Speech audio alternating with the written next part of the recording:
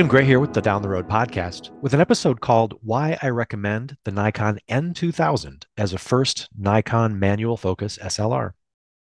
So I'm fortunate and I own a whole bunch of Nikon manual focus bodies.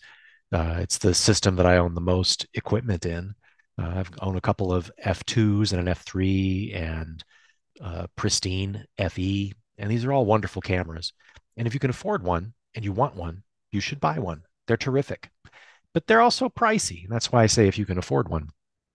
There are some other options available to you where you can save some money and still get into the whole universe of Nikon lenses, which is fantastic.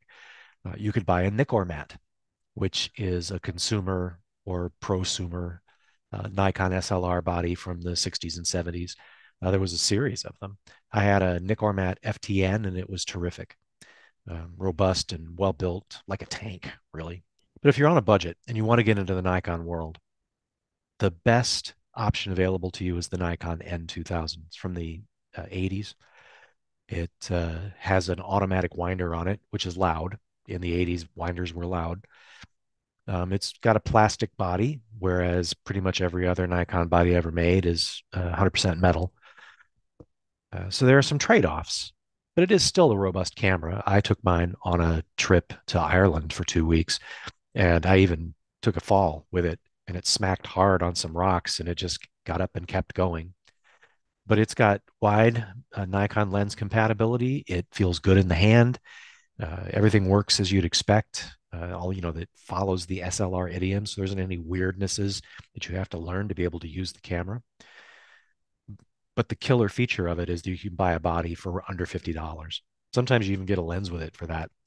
I purchased mine probably 10 years ago now for I think 20. I just bought not long ago its sibling camera, the N2020, which was Nikon's first autofocus camera for $50. So even the autofocus version of this camera is a solid bargain. And I'm a guy who likes a bargain. I like to get good bang for my buck. And it's an enjoyable camera to use. So if you're willing to trade away the metal body and having a loud automatic winder and it not having that iconic Nikon look because it's an all black body that does look like plastic and all that, then I heartily recommend it. It's a terrific body on a budget. If you are not in the United States or North America, you'll recognize this camera as the F301. It's the name that it got elsewhere. It's also the F501 for the autofocus version.